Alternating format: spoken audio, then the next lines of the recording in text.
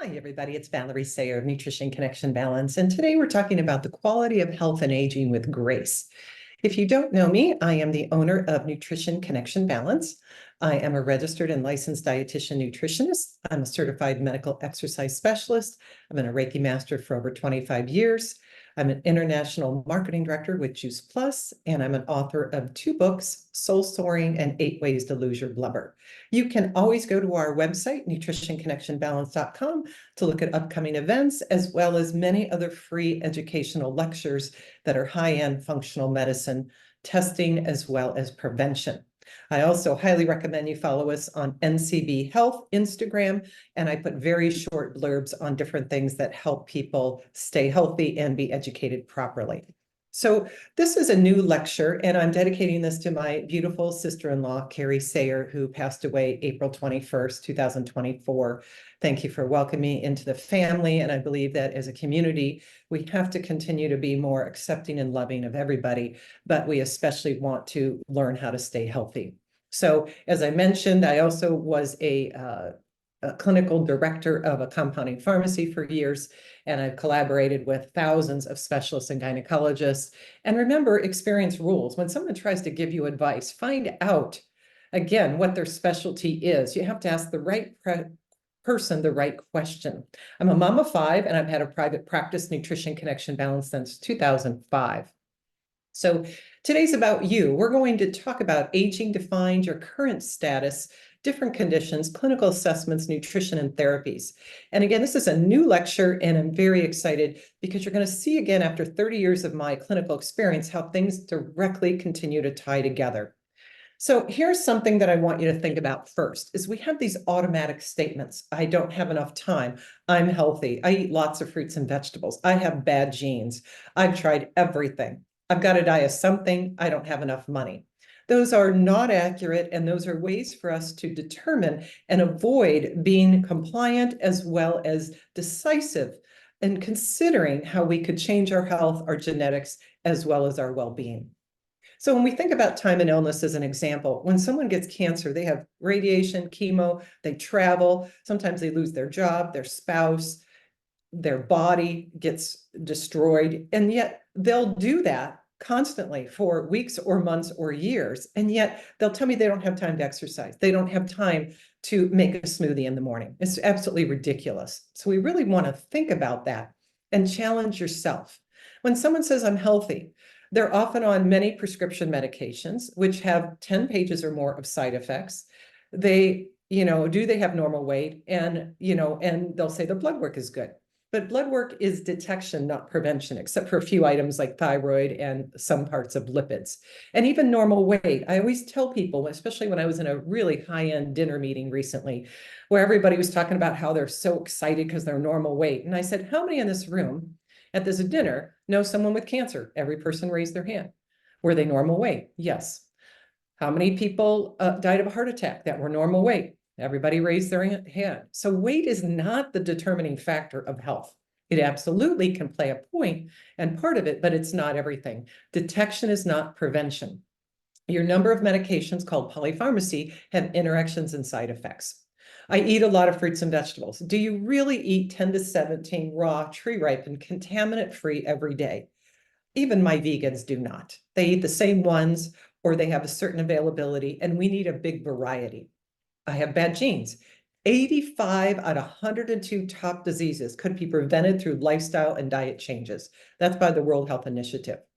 I've tried everything you know about. And did you really give it enough time, as well as individualizing it to you? You've got to die of something. Listen, the butterfly effect has an effect on all of us. That means when you get sick, it affects someone at work. That person's worried about you. It affects your pets, that you have to have a pet sitter. It affects your spouse, your children who have to fly in or are concerned about you. So when you say you've got to die of something, hopefully you want quality of life and to die a quick, easy death, not something that's suffering for years. I don't have enough money. I see people that are extremely strapped with budget, and they smoke, they drink beer, they have 3 forms of cable. Again, we decide what's of value. And for goodness sake, your body's the most valuable thing you own. And are you open to change?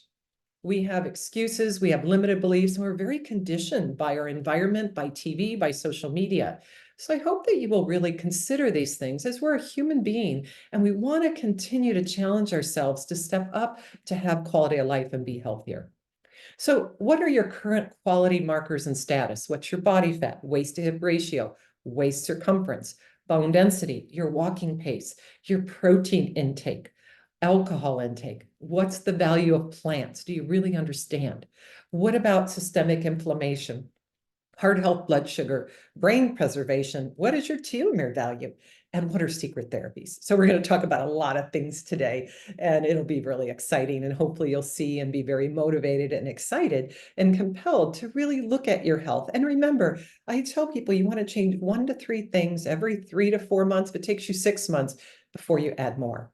But the key is to change something and to be aware of what affects aging. So the hallmarks of aging is called senescence. We know that there's DNA damage, which means that, if you pump gas and don't wash your hands, if you don't eat enough phytonutrients, plant foods, if you smoke, if you have a lot of stress, if you don't sleep well, if you're on pharmaceutical medications. We know telomere attrition. We're going to talk about that, the little comments at the back of your genes and how you can keep those longer and hopefully age more elegantly and slower. Altered gene regulation, mitochondrial dysfunction, deregulated nutrient sensing that just happens as we get older, stem cell exhaustion, again from aging, and altered cell communication, and proteostatic dysfunction. So senescence is a cellular loss and inflammation, which means we have inflammation that changes and increases with age, and we have a decline in function and performance of the body. So we have to really step up and be proactive to stay healthy. And again, it's not how you look, it's what the inside of your biochemistry is. So body fat's one of them. When I was recently at a farmer's market with my husband, we did offer body fat for free. We did not have a single person, not a single person, and every person we measured was normal weight or even underweight, of course, because they're the brave ones that come in to do their body fat and they think they're going to do well. And every single person was in the obese category. So it's not what you weigh unless you're morbidly obese, it's how much body fat you have and how much body fat you have around your organs. So you want to be doing that and looking at that if you're ready. So just remember, body fat is one of the keys to health, not your weight. We can make it easier, body fat's sometimes harder to do, that you could do your hip to waist ratio, which means you take the measurement around your belly button, the thinnest part of your waist, and the thickest part around your hips, and you divide those and you see if you have an ideal hip to waist ratio, because that reduces your risk of all the top 10 diseases. And then, of course, we look at waist circumference. That's even easier. You can take a tape measure and just put a tape measure around your waist. Now, if you're very short, under 5 foot, or very tall, over 6'3", then this may not be accurate. But women, you want to be 31.5 or lower. Lower risk is 31.5 to 34.6, and high risk is above 34.6. Men, you want to be below 37 for low risk, and then high risk is 37 to 40, and above 40 is very high risk. So it's another way just to assess things if you cannot do your body fat. All right, so we moved from weight, waist circumference, and body fat to bone density. So a DEXA scan is how you really can find out what your T-scores are and tells you how likely are you to experience a break.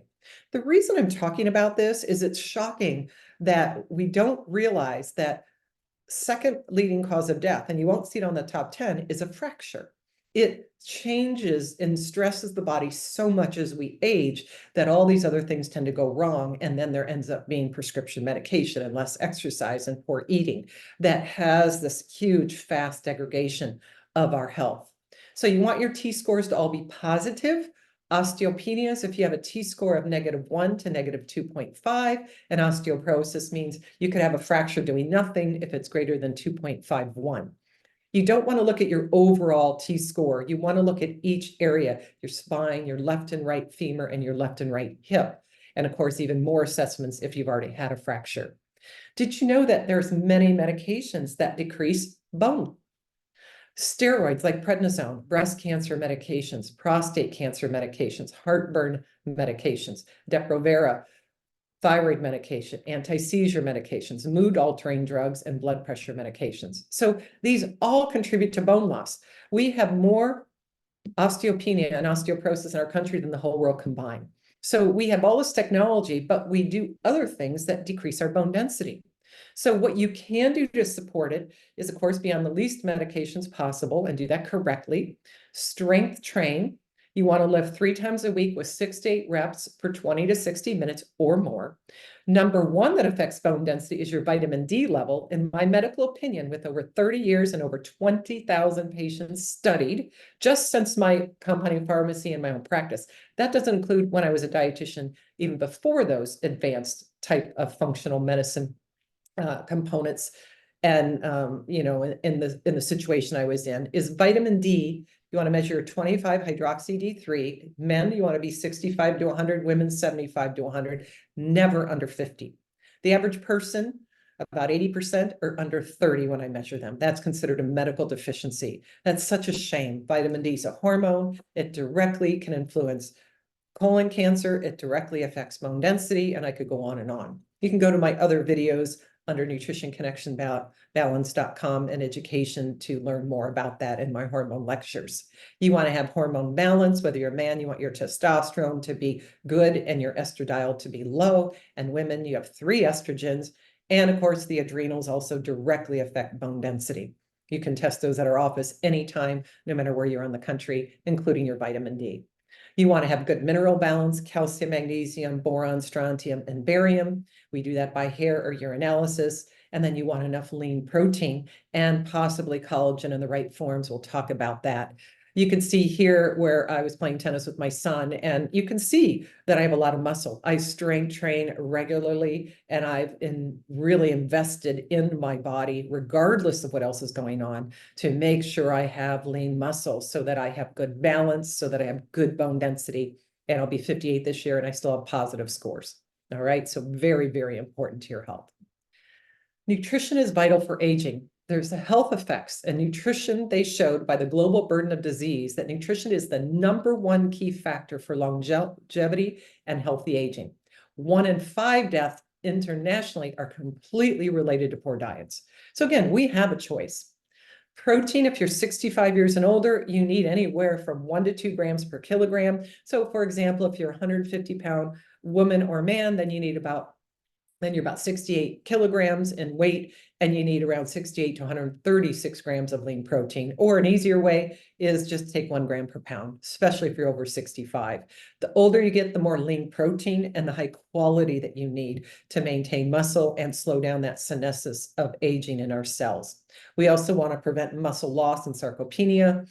And again, there's a link there by the National Institute of Health that goes over some of these incredible risk factors and showing again how that in 195 countries that, again, diet and lifestyle is the #1 factor for quality of life and death. So Perform by Juice Plus is one of my favorite plant-based, gluten-free, contaminant-free, and tested protein shakes that have 25 grams of protein per 2 scoops. It has some high-level B vitamins in the right forms. It's only 6 grams of sugar per serving. 6 grams or less are considered low sugar for anything. It's vegan, gluten-free, non-dairy, and non-GMO. And again, it's tested for over 200 contaminants. So it's a great way to start your day. And of course, you can add greens to it. You can add almond milk. You can add soy milk, you could add rice milk, a lot of different options, and we have many different recipes. I'm very good at figuring out how to get people the right plant proteins and lean protein, especially with aging. Athletes and all of us need good quality.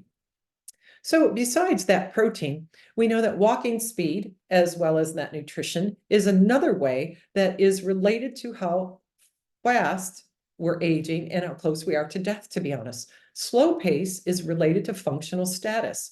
That means if you walk very slow, 1.3 miles per hour, you actually have poor health. Average is 1.8 and greater is 2.2 miles or greater. So we know there's also direct relationship between steps, miles, speed, and a risk of type 2 diabetes. And so again, we know that gait speed is directly related to survival and quality of health in ourselves, especially as we get older. So it's another way you can really challenge yourself and ways that you can do it for free to up your game. We want to look at alcohol intake. You want to omit or limit all alcohol intake. We should do it at all ages, but the older we get, the worse it is. It's a carcinogen. A carcinogen is a poison or toxin. If I said the newest thing I found is for you to drink bleach, would you do it? The answer is no. I hope not, unless you know you're mentally ill or there's some lack of education. But it's a carcinogen, and that's what alcohol does. Its top cancers are associated with alcohol intake, female breast cancer, liver cancer, mouth cancer, throat cancer, bowel cancer, and even stomach cancer. There's a great overview called How is Alcohol Metabolized in the Body by Samir Zakari. And so I just put that little link in there in case you want to read more. But alcohol produces acetaldehyde, and that increases inflammation, and it causes more oxidative stress. It alters metabolism of estrogen. And again, it's a solvent for cellular penetration of carcinogens. So it is absolutely, you want to drink less and less. When we talk about how much less, people are shocked. They tell me they drink 1 glass every day. It's too much. Moderate, we want, again, limited, 1 or 2 a month at the most. Moderate is 1 a day for women and up to 2 for men. And a serving is 12-ounce beer, 5-ounce glass of wine. Look at that wine glass, how much is in there. When you see someone pour a wine at home, it's usually 3 servings, 1.5-ounce shot. Heavy drinking is 4 or more any day. 8 a week is considered heavy for a woman. 15 a week is heavy for a man, and binge is 4 or more for women, 5 or more for men. Now, the National Cancer Institute showed that 1 bottle of wine per week is associated with an increased risk of absolute lifetime cancer risk, even for non-smokers. That means that when you drink a bottle of wine per week, that's equal to 5 or 10 cigarettes, depending if you're a male or female. So again, we want to reduce, omit, or limit alcohol intake for our health and preserve our bodies.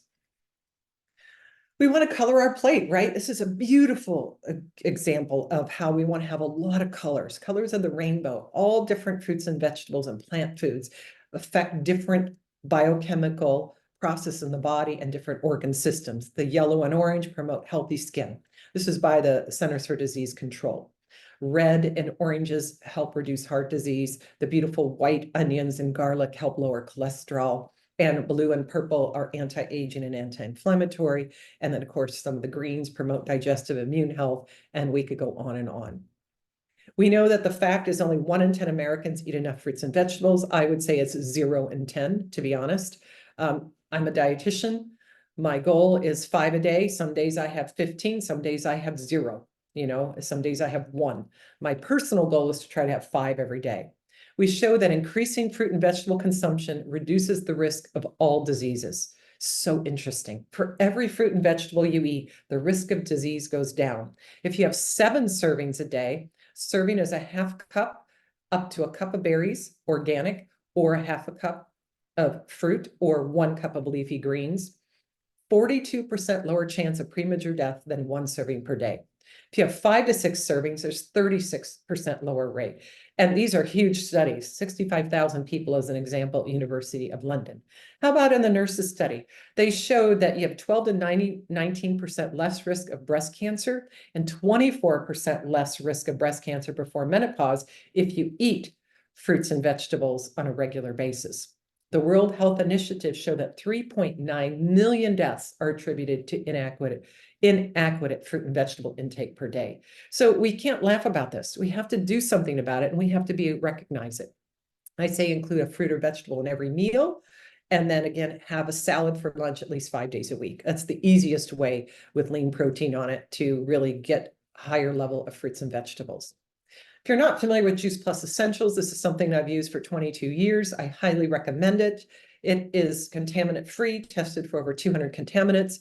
It's considered nutrition, has a nutrition facts label for the fruit, vegetable, and berry. It's considered a food, and you're getting over 30 different plant foods. We know the Juice Plus Omegas are also a plant-based omega that directly helps the DHA omega-3 go up. So we know that Juice Plus is unique, that it's food, not a multivitamin. It has a nutrition facts label, as I mentioned. It's non-GMO, it's vegan, it's kosher, it's dairy and gluten-free. And if you do the capsules, it's carbohydrate-free, so we don't have to worry about any kind of diet restriction, any kind of lifting program, any kind of ketogenic diet, whatever you're on. It's NSF certified, as I mentioned, which means what's on the label is in there, has no banned substances. It also has the NFF standard that is great for a professional athlete. I work with a lot of professional athletes, collegiate one and Olympians. And the thing is that what about us? What about our children? What about our family? We don't want just professional athletes to not have contaminants. We want that. We want good health.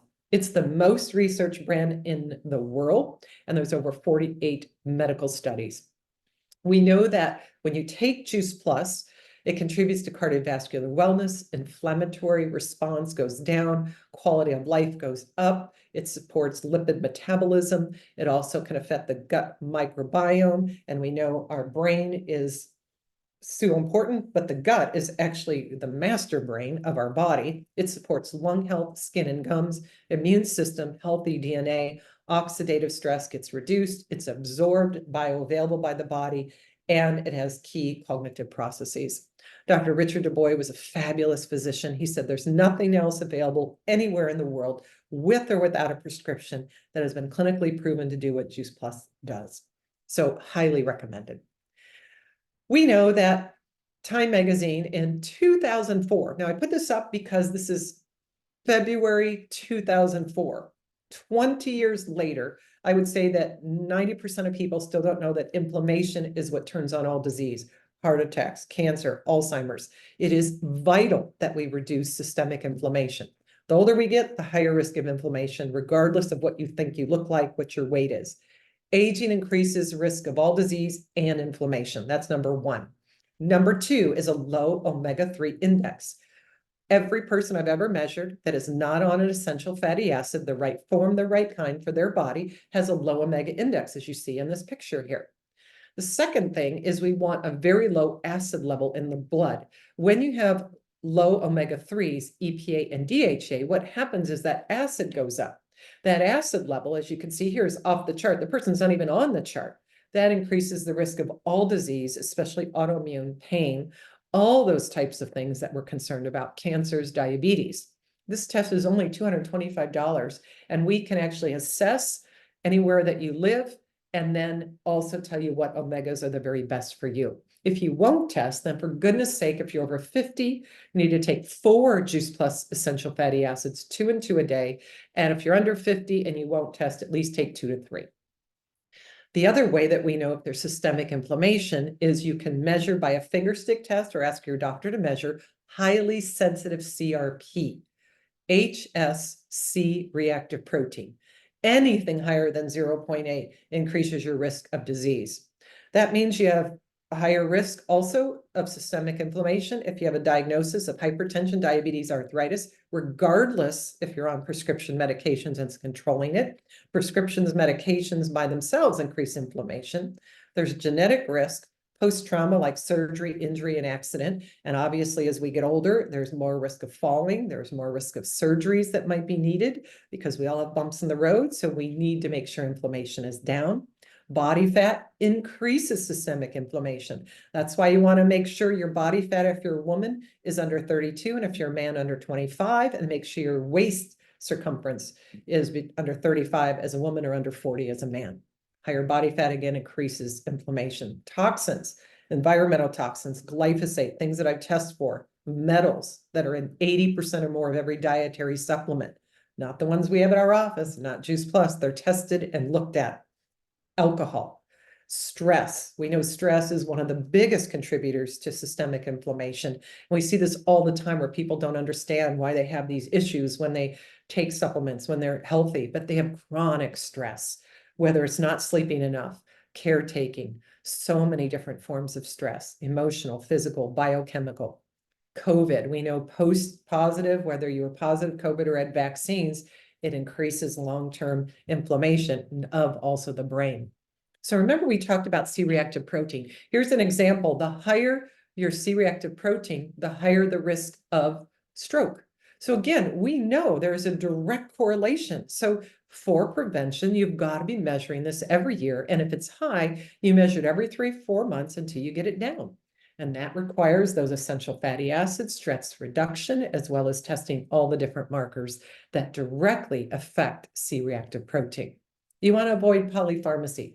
I remember when I first got a pharmacy technician license, they said, never let the patient read the real insert. That's why at pharmacies, they give you a shortened version because you will not take the medication. Number one, taking 3 prescriptions or more, we don't know the real long-term side effects with 3 or more. You can go to drugs.com. That's a very conservative site, not a functional medicine or integrative site, but anyone can go to. Anytime anyone says, okay, we put you on a medication, that's what they usually say. For goodness sake, look up the side effects, look up the interactions, look up the contraindications, and then really consider, are you willing and can lifestyle and supplementation change your condition? Most of the time it can. I would say 90%. I rarely recommend prescriptions unless someone's not willing to do something. Then of course, be smart and take a medication. But let me just give you an example of one of the most common prescription medications in the United States, a statin. Pretty much by age 40 and above, everyone's on a statin, a diuretic, and a blood pressure medication, and they just keep adding them. And they show that Lipitor interactions have 338 drugs that interact with it. 43 major interactions, which can cause death, liver damage, and all different other types of aches and pains and weakening of the heart. 261 moderate and 34 minor interactions. And believe me, there's a lot of other things that can happen with Lipitor. So when we're looking at lipids, how else can we control them? We can reduce the wrong fats, saturated fats, cheese, butter, red meat, fried foods, pastries, cookies, cream sauces, whole eggs. If you're over 50, I'm just telling you, don't do more than 0 to 3 whole eggs a week. Most people will reduce their cholesterol and LDL by 50%, at least 10% to 50%. Sorry, depending on what your level is, and if you're female age, and if you're 50 or 80, a lot of the different factors are important there. Something changes with our metabolism where we really want to stick with egg whites or egg beaters. Trans fatty acids are fake fats. Hydrogenated oil, fast foods, packaged foods. Read the label. We want good fats. More of the EPA and DHA, those omega-3s, are in wild pink salmon, canned sardines, albacore white tuna, shrimp, and then of course, other good forms of fats, black walnuts, almonds, lentils, avocados. Those are all monounsaturated and have good omega-3s, EPA and DHA. And again, if you don't like those foods, you don't have to eat them. But even if you eat those, no matter how much, it's not enough. Vegan vegetarians have the worst omegas of anyone because they mainly eat plant omega-6s, and that displaces the 3s, especially as we get older. That's why they have more fibromyalgia. They have terrible cognitive and more depression and anxiety. So we've got to supplement with those good essential fatty acids.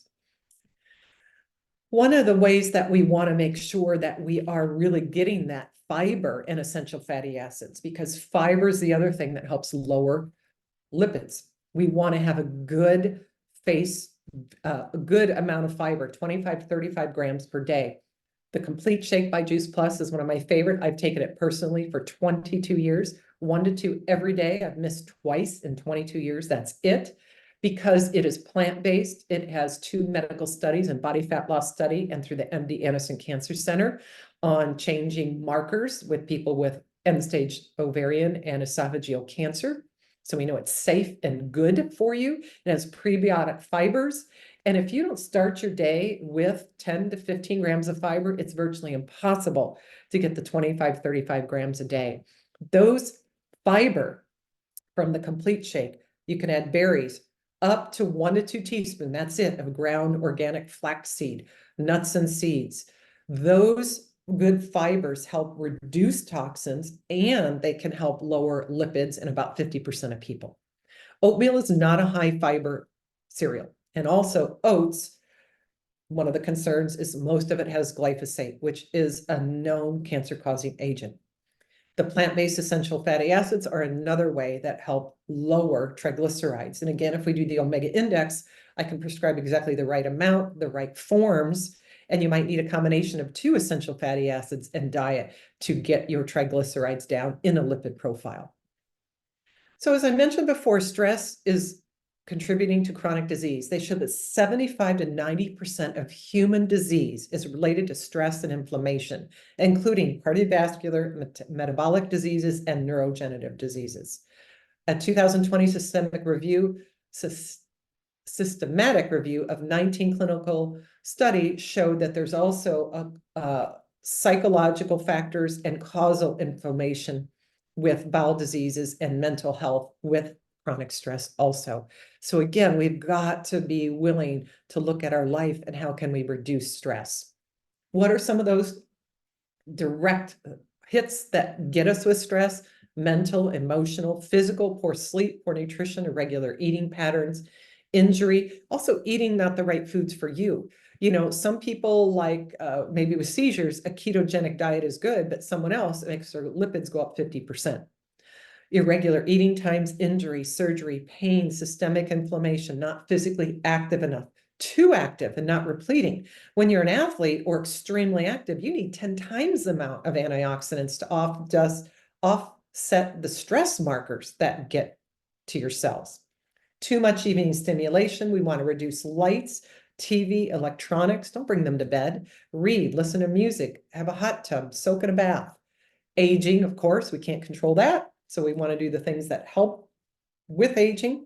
Trauma of all kinds, COVID, toxic exposures. Here's an example of glyphosate. That's a very easy test. You just pee in a cup, molds and metals, medical testings, radiation. When you get an MRI, CAT scan, or X-ray, you're getting nuclear radiation. You can look it up.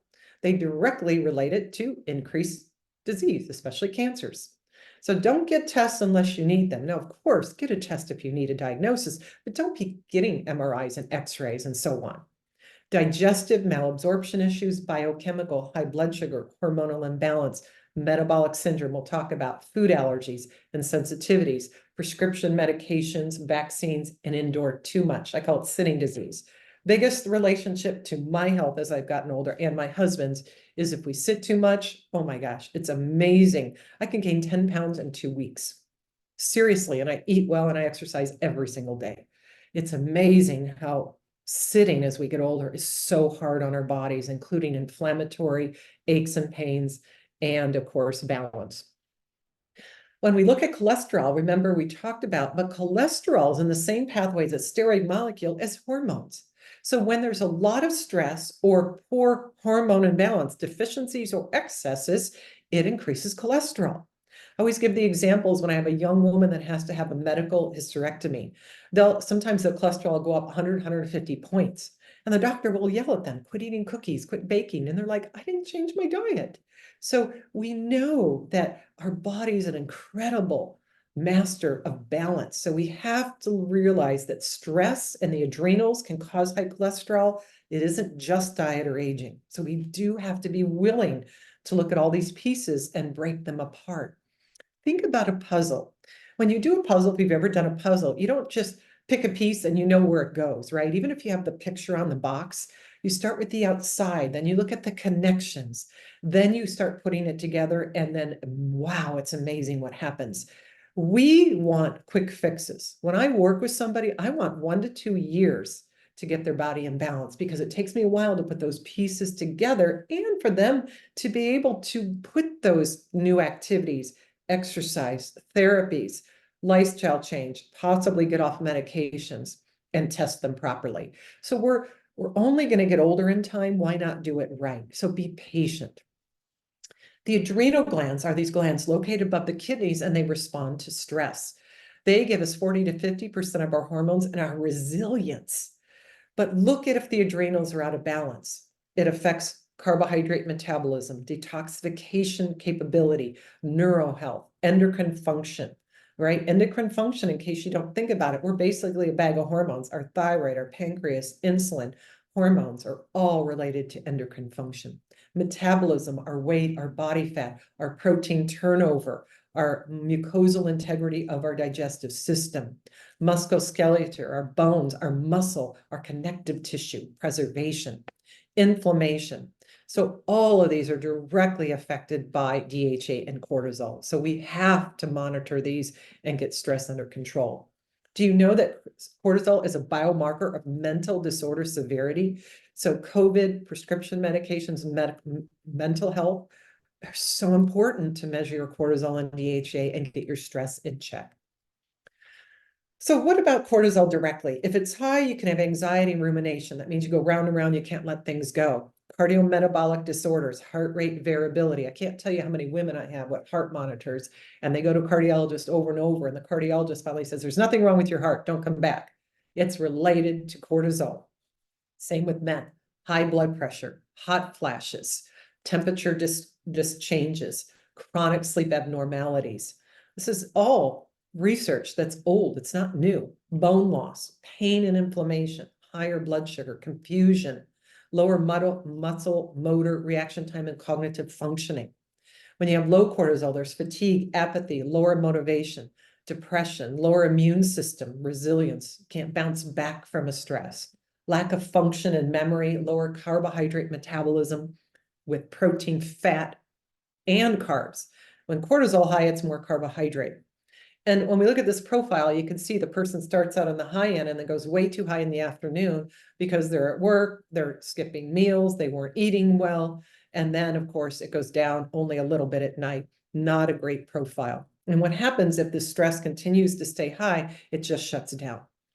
And I tell people when there's a lot of stress, this is when you want to take the best care of yourself, not the least, because your cortisol will change or your DHEA, but you've got to exercise, you've got to sleep more, you've got to do relaxation techniques like meditation and reading.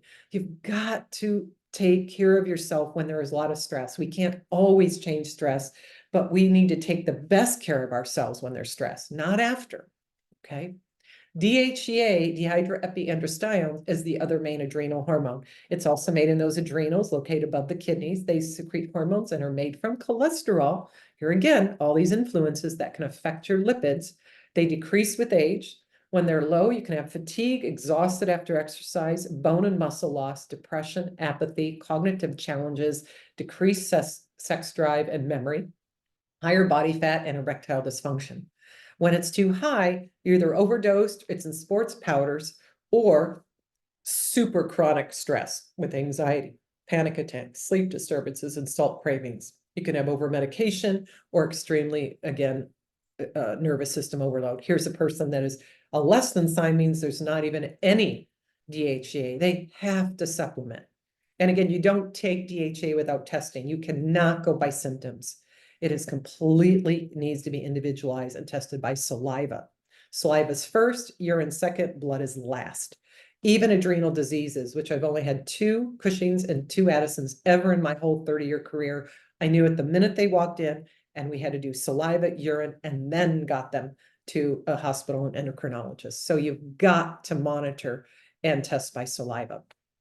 How are ways you could help your stress resilience and adrenal glands? Yoga, postures, and breathing techniques show very instant and very clear help with lower heart rate variability. Walking, remember walking is important anyways with your pace, can help lower high cortisol and also low DHEA. It's associated with metabolic syndrome when we get too low of DHEA.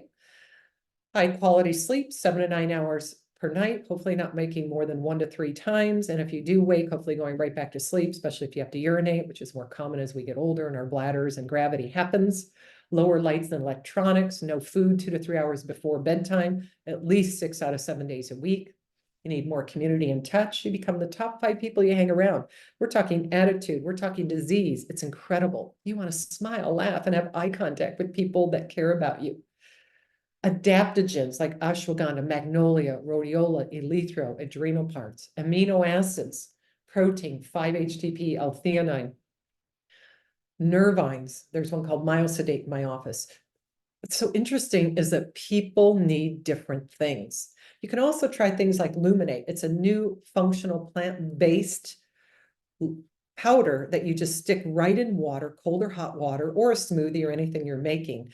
And it has 2 nootropins that help with brain functioning, energy, and adaptogens for stress. It's been incredibly good. I've been taking mine during my workouts, and I've absolutely seen about a 10% increase in my workouts. A lot of people use it in the morning or during the day when they're having a slump. Adricor, oh, and by the way, Luminate seems to have the biggest effect with people with cognitive conditions or over 70. We have some testimonials that have made me cry. I had one today, my second one, that I got by a text, which was amazing, with a caretaker of a loved one with dementia. So we know adaptogens can make a big difference. Outside of something like the Luminate, you really want to test because you don't know if you have high or low cortisol. Certain adaptogens help the body adapt to fatigue and stress, and those are what are in the Luminate, so they don't jack it up or make it too low. So again, we want to be very careful with what we take. Chronic stress affects cortisol, then it affects insulin and diabetes. So again, see how we keep talking about how everything's interrelated? We come back to blood sugar. Blood sugar is a problem if you have high triglycerides in that lipid panel, high cortisol, high free cortisone, high free cortisol, insulin resistance when your insulin's above 10, metabolic syndrome, prediabetes, diabetes, type 1 and type 2. What does that mean? Okay, so your triglycerides you want under 130. If you're between 130 and 150, you're going to develop prediabetes or you have a cortisol issue already. You want to get it under 130. Number best way is right omegas, EPA and DHA. Second is less carbohydrates. Third is exercise, not prescription medications. High cortisol, you want to test by saliva 4 times throughout the day and possibly urine. Fasting insulin, you want it under 10. If you're between 10 and 17, you're already going to probably have metabolic syndrome and develop high insulin. So you want it under 10 preventatively. Metabolic syndrome, you have 5 things. You have higher insulin, your waist circumference, like the gentleman here, is very large with visceral fat. Blood pressures over 110/70. You have a lower HDL under 45, and you have high triglycerides. Metabolic syndrome is 50% of all Americans. Do you know that also 50% of Americans have prediabetes? I'm sorry, 80% of Americans have prediabetes, and 50% have diabetes undiagnosed. I have people all the time say, oh, my blood sugar is normal, and they actually have prediabetes. That means fasting glucose between 100 and 126, and a hemoglobin A1C of 5.6 to 6%. Hemoglobin A1C rules. It tells us how much sugar is attached to your cells and organs the last 3 to 4 months. So it doesn't matter what you ate the day before. That's the gold standard to know if you have prediabetes or diabetes. Full diabetes, type 2, is over 126 fasting glucose or 6.1% or higher of hemoglobin A1C. Oral medication, food, and activities have to be changed. Diabetes type 1, of course, we need insulin required, but I have a lot of type 1 diabetics in my office, and we have incredible results with keeping their hemoglobin A1C in the 6 and 7% instead of the 10 to 12, and reducing their heart disease risk a lot by keeping their systemic inflammation down, and hopefully things like having the right breakfast with controlling how much insulin. The less insulin used, the less risk of heart disease and aging. So very, very important.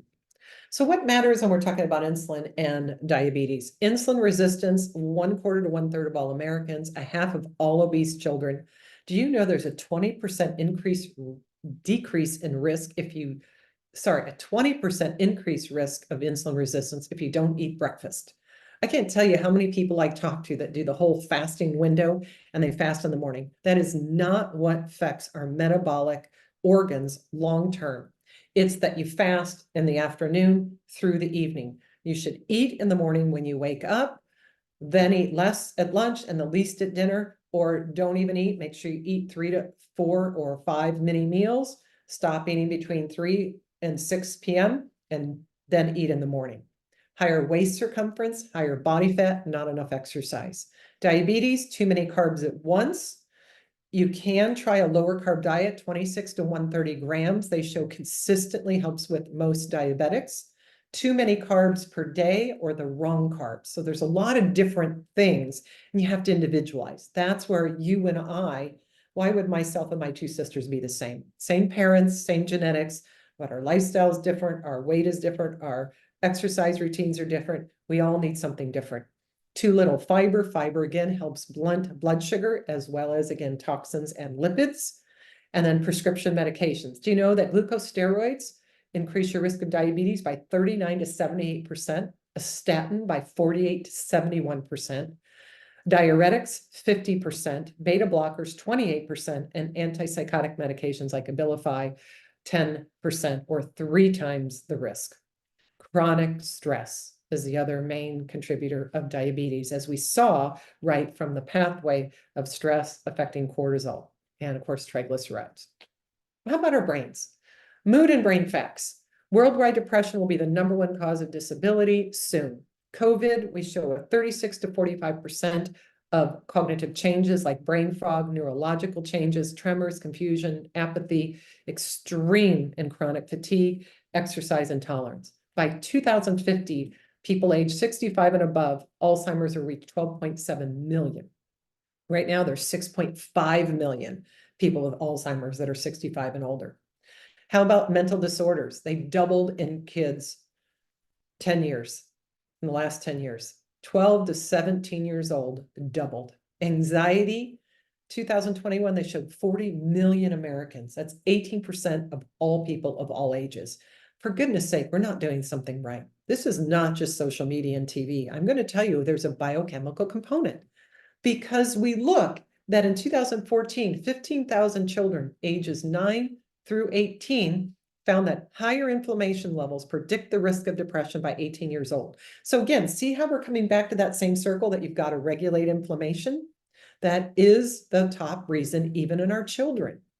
COVID, traumatic brain injuries, prescriptions are linked to dementia, memory, and cognitive, like Abilify, Elavil, amitriptyline, Benadryl, Tylenol. Those are over the counter you can get. Statins, beta blockers, all related to dementia risk and cognitive issues. Hormonal fluctuations, especially in women. Poor diet, those trans fatty, fake fats, hydrogenated oil, processed food with the dyes, things the body doesn't recognize and interrupts our system and toxifies our brain. Too low of phytonutrients. We need more fruits and vegetables. Too low a protein intake, especially with aging. And then there's a gut-brain connection with our second brain. And here's a whole book, credible book called The Inflamed Mind. So again, even cognitive health, Alzheimer's, all these different things, mental health issues are related to inflammation and diet. The thing is, you can't do it and it's better in 2 weeks. We're talking 1 to 2 years. So we've got to look at the reasons and not put Band-Aids on things and be willing to really investigate. We know that tamoxifen, every third woman has breast cancer and are told, even with 0 stage, to go on tamoxifen. There's a direct correlation in how it affects our brain and cognition. So again, we want to be aware of the side effects and what are the risks and what could we do that has a higher percentage of keeping disease away. And again, that's diet and less inflammation. The brain is 60% fat. We need to eat more healthy fats, wild salmon, avocados, nuts and seeds, extra virgin olive oil. Did we hear that already? Didn't we hear that with our omega index with lowering inflammation? Didn't we hear that already with lipids? Same thing with avoiding trans fatty acids, only in processed food, hydrogenated and fractionated palm oil. Limiting saturated fats, red meat, butter, cheese, pastries, coconut, limit whole eggs. We must supplement. We all need the right omegas, and we need nootropics, things that help our brain function better. Do you see again? Look at the brain here, a normal brain and one with anxiety. They're all go back to still the same premise. People want all these sexy, fancy things, and I'm telling you, it's less inflammation, measuring inflammation, the right omegas, the right fruits and vegetables, the right activity, the right attitude, and environmental things that we need to do for ourselves. You can get better with age. Luminate, as I mentioned, has 7 key ingredients. Nootropics affect the brain. They're ingredients that support directly mental clarity, energy, and alertness. And the adaptogens directly affect stress resilience, work, life performance, and calming. So again, we have a lot of things that people can take, even if they don't want to test. This is what I consider safe. No more than 1 to 2 a day. I wouldn't have it close to bed unless you're someone that sleeps no matter what, or you have to stay up late to drive. You're a truck driver or a student, and that should hopefully be once in a while so it doesn't disrupt your sleep. But again, and then of course, we don't recommend under 18. Of course, I see kids that are in elementary school with coffee. So we've got to do and choose better things. Okay. How about our brains again? How about omega-3s again? Here we go. If you have more omega-3, DHA, there's direct relationship between less dementia and Alzheimer's. They looked at over almost 1,500 people, 65 years and older. They followed them for over 7 years. 131 developed Alzheimer's. The ones with the highest omega-3 DHA had the least risk. Here we go. We might be able to prevent it or delay it. The facts are here, everybody. So it's exciting, isn't it? But you see how I keep coming back to inflammation, essential fatty acids, fruits and vegetables, exercise, fiber, controlling stress, monitoring, and dealing with stress. Even the gut-brain connection show we must directly supplement with EPA and DHA. You need 10 to 17 raw fruits and vegetables, the right protein. There's 20 amino acids that are lean protein. You need it contaminant-free. They directly affect all of these neurotransmitters. There's over 26, 25 that I measure by a urine test. We have to get lean protein. Amino acids make up all the main neurotransmitters, whether we're talking about serotonin, dopamine, epinephrine. So important. You must have the right fats, and you've got to have less dairy, less gluten, less processed foods, less medications, and less stress. Same message again, right? Isn't it exciting? All right, what about some secrets? People always ask me about secrets. Well, number one, I still want you to hear, if you don't have enough lean protein with aging or in your diet, lean protein, I didn't say bacon and ribs, right? I'm talking plant proteins, lentils and beans, the right plant powders, seafood, right? Wild salmon, that you could use collagen, but collagen doesn't work if you don't have enough dietary protein. So you've got to work on that first. But this is an example of a powder collagen that's the most abundant protein in the body. Collagen is the most abundant protein in the body. It's a building block of connected tissue, skin and bones and muscle. Loss starts between ages 18 and 29, and it declines 1% every year after age 40. By age 80, we've lost 75% of our collagen. We want to make sure we have type 1 and 2 and hydrolyzed, but they directly can affect joints, muscle, aging, skin, and even pain. It's number one, you've got to get enough protein first. Second, you've got to have better habits, less alcohol, smoking, and poor diet breaks down collagen. And then if you're going to supplement, you can always call our office, get the collagen building formula, add a scoop to your protein shake or food. Or, I do it sometimes to my protein pancake or in my smoothie. And we do have one in capsules. Collagen, however, has one new contraindication that they're finding. And we're not sure of the exact mechanism yet. But if you have tumors, you do not want to take collagen. You also don't want to take many brands out there. They are the wrong forms.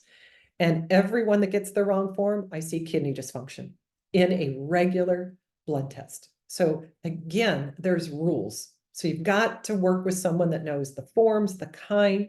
If you have tumors, do not use any form of collagen. Lean protein is fine, but not collagen. Okay, very, very important. So that's one secret I gave you today. But again, it still comes back to having lean protein first. Okay. All right, what's another secret? How about how do you even investigate telomeres and aging? Well, we can look at telomeres. It's a biomarker of aging, and it's the end of your chromosomes.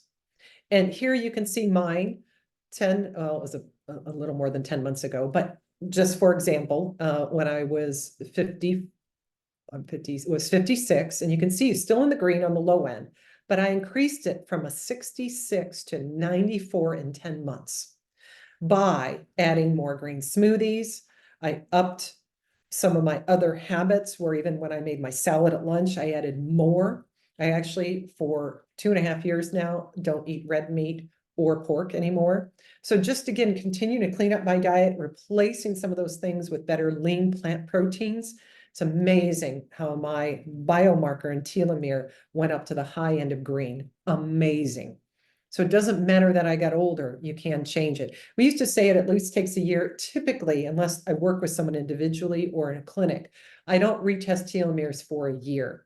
But here's some new information, because they really showed it takes a lot of lifestyle changes to change that. But we know that you are what you eat. There's a beautiful new Netflix called the Twin Study that they showed telomeres, first time ever, they never expected to change, even with diet and lifestyle, could start to change as early as 8 weeks. If you want more incredible studies about how environment affects your stress, as well as your telomere and your whole oxidative stress in your body, NASA did a landmark twin study with Scott and Mark Kelly. They showed that when he was up in space, now again, no gravity, but everything controlled, from his oxygen to every food to all stressors. Within 48 hours, when he came back to Earth, all the stress markers started to reverse. So we know that we've got to help control our environment, and our food is incredibly important to our telomeres and to how things are changed genetically. So we can do this test now.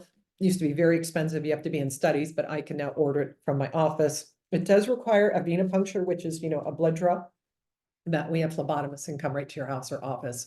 And it's not a very expensive test anymore. So it's really, really fun. It's another way to gauge the actual internal biomarker aging of your body. And again, you've got to reduce prescription medications. When I work with people on multiple prescriptions, they're usually in the yellow or red. So in the 40s or 50s, and we've got to increase, again, our antioxidants from good foods, more plant foods. We've got to have less alcohol.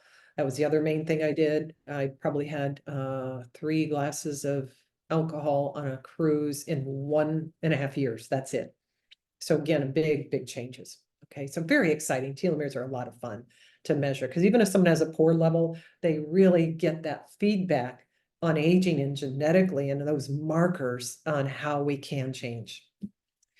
So we want plants, good habits, and less stress. We know we want more leafy greens. If you don't know about the tar garden, I have one in my house, the home, right next to my refrigerator. Then I grow one right next in my office for over almost 12 or 15 years now.